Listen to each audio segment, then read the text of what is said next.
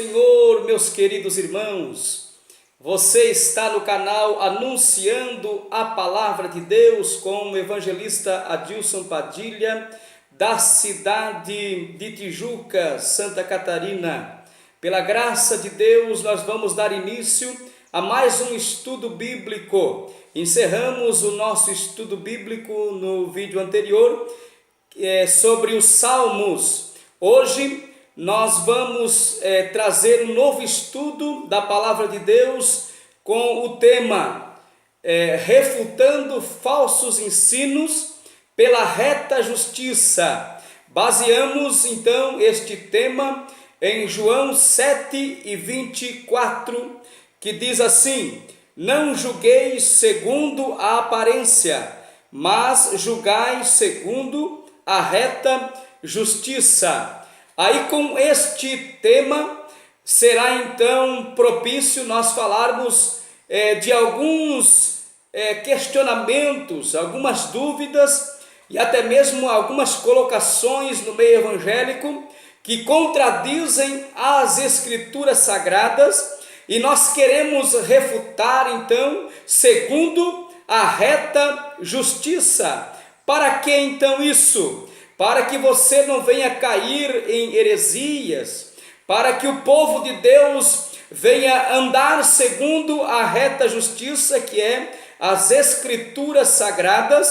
E com isso então, o povo de Deus que vai ver este vídeo e estudar a palavra do Senhor junto comigo, vai poder se edificar pelo poder da palavra de Deus e não será mais enganado quando alguém vier então com um falso ensino. Então, nós vamos ler mais um texto bíblico baseado em Mateus 7 e o verso de número 1, 7:1 de Mateus, que nos diz assim: não julgueis para que não sejais julgados. Será que nós podemos julgar?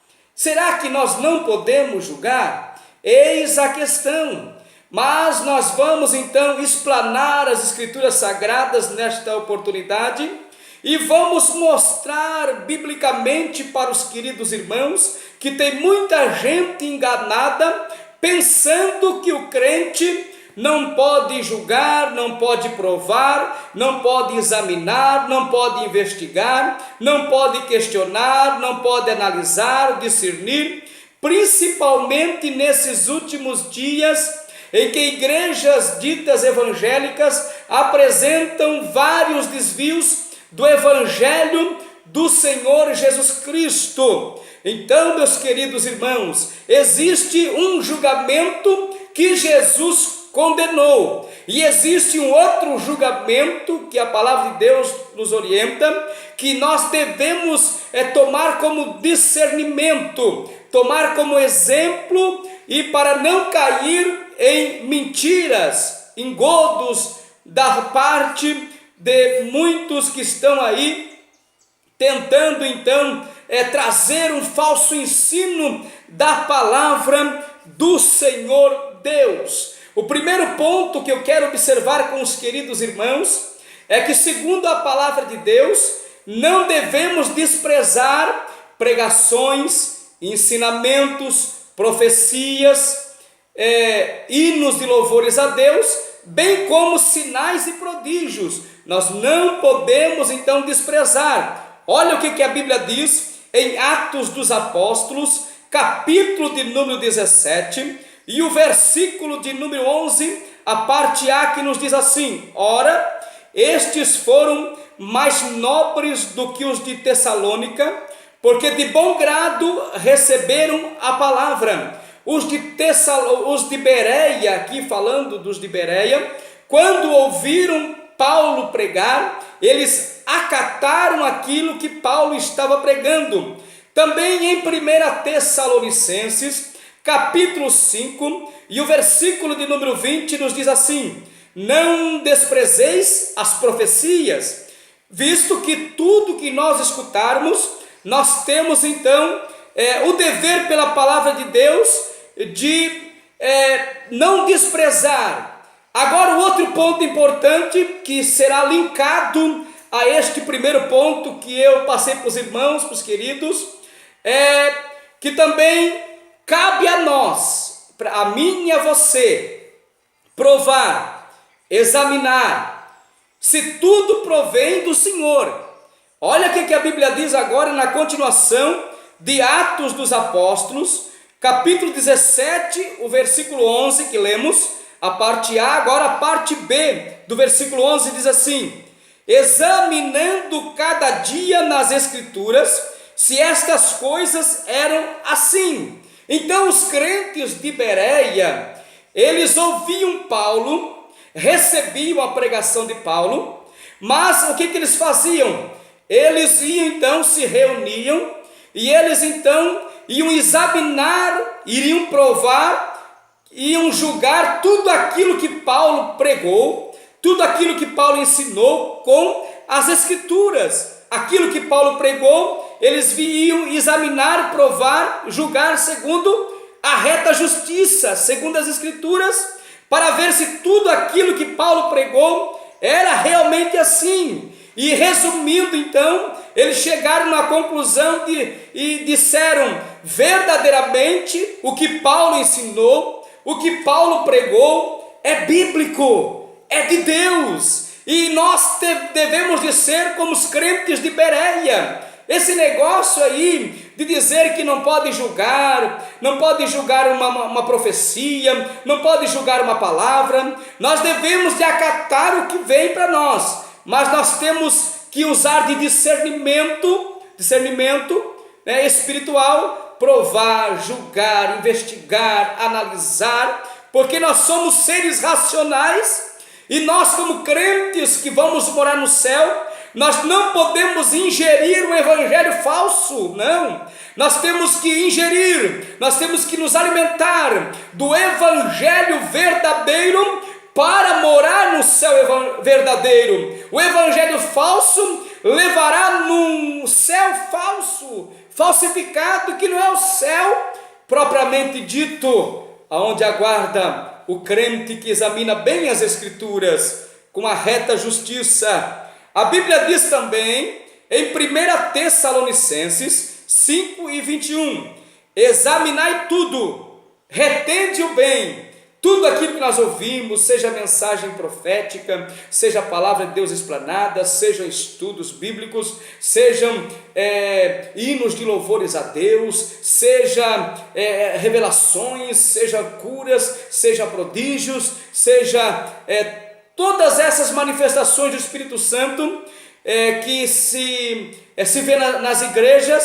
Tudo isso nós devemos de examinar tudo e ficar com aquilo que corresponde à palavra do Senhor Deus. Agora aqui, meus queridos irmãos, o outro ponto importante que eu quero observar com os queridos irmãos, em Coríntios, 1 Coríntios 14:29, está escrito assim, e falem 2 ou 3 profetas, e outros julguem, é para nós julgarmos. E em 1 João 4:1 lemos, amados, não creais em todo espírito, mas provai se os espíritos são de Deus, porque já muitos falsos profetas se têm levantado no mundo. Olha que interessante e que maravilhoso é o estudo bíblico da palavra de Deus, nos orientando através de Pedro, através de Paulo, através de João, que nós, através do Senhor Jesus Cristo, que nós devemos de nos precaver, de examinar, estar atento para tudo aquilo que ouvimos, que vemos, se vem ou procede de Deus ou não, para não sermos enganados. Outro ponto importante aqui, meus queridos irmãos, tudo deve ser julgado segundo a reta justiça. Isso é o tema então do nosso estudo bíblico e dos vídeos que nós vamos postar para os irmãos. E não pela aparência, por preconceito, por mágoa de alguém, Jesus condenou, olha só o julgamento que Jesus condenou.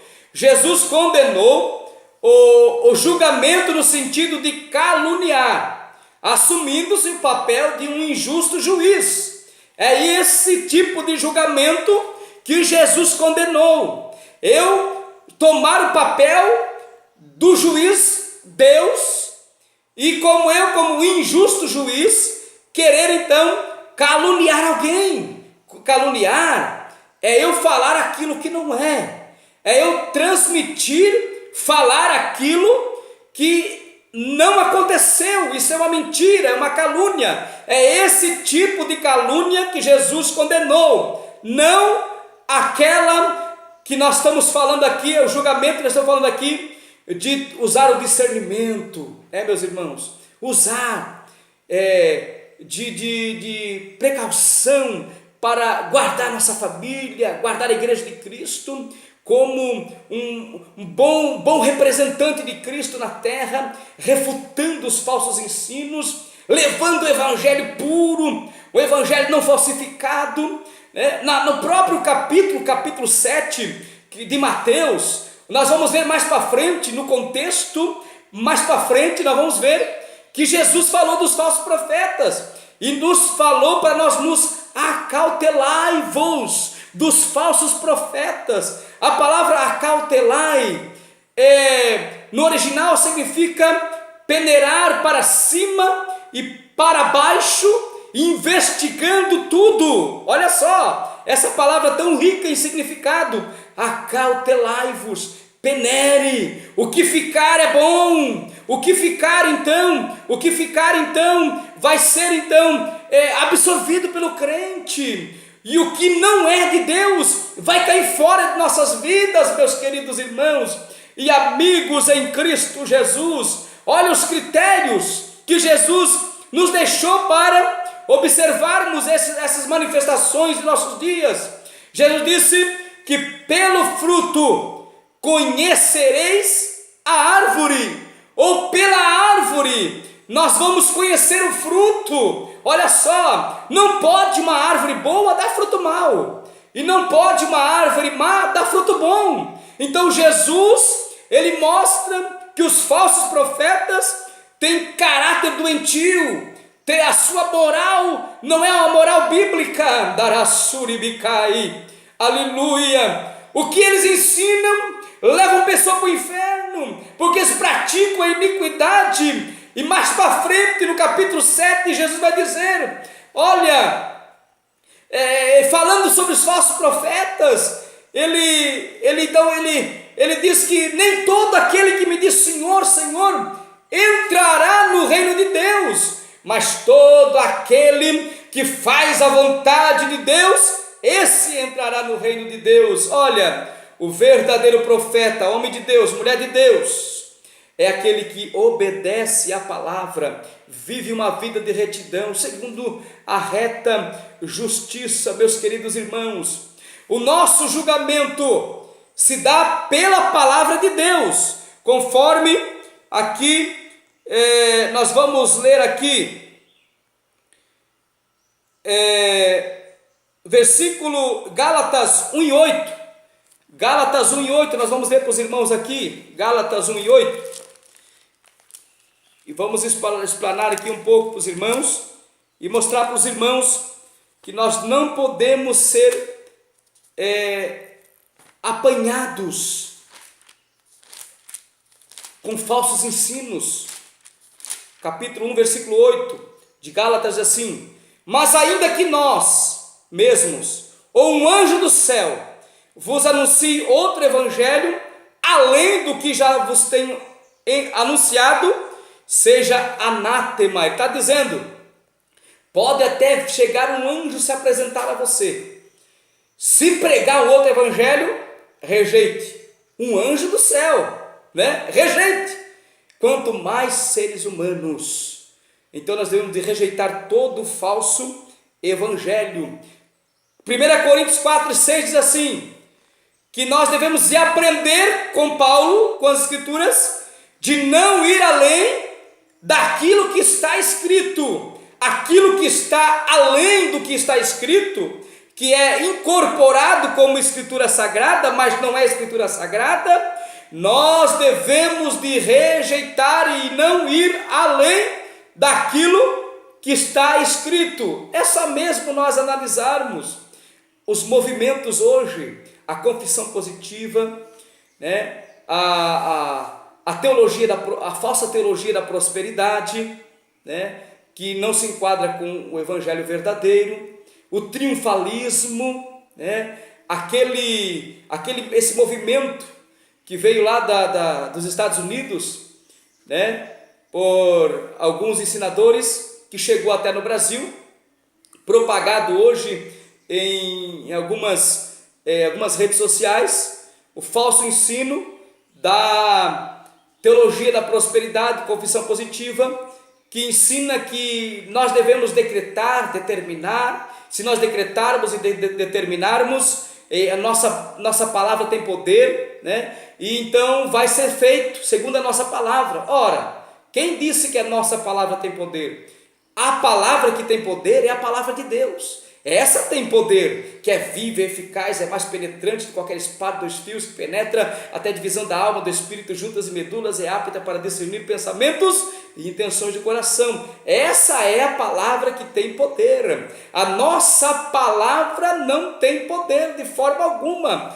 Pode nós usarmos palavras negativas, palavras para amaldiçoar alguém, né? Pode trazer um transtorno terrível, mas não podemos usar da confissão positiva e dizer que Deus vai ter que fazer e pronto. Não, o nosso Deus é soberano. O próprio Jesus ensinou na oração a dependência de Deus. Ele disse, olha, lá no Getsemane, Senhor, se for possível, afasta de mim esse cálice, mas não seja feito como eu quero, mas como tu queres, Senhor, seja feito. Olha só a humildade do Senhor Jesus.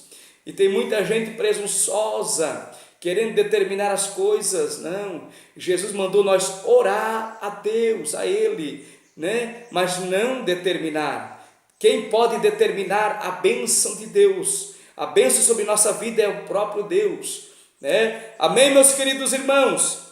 Aqui em 1 Pedro 4,17, nós vamos ler para os irmãos. 1 Pedro 4,17 diz assim: porque já é tempo que comece o julgamento pela casa de Deus, e se primeiro começa por nós, qual será o fim daqueles que são desobedientes ao evangelho de Deus?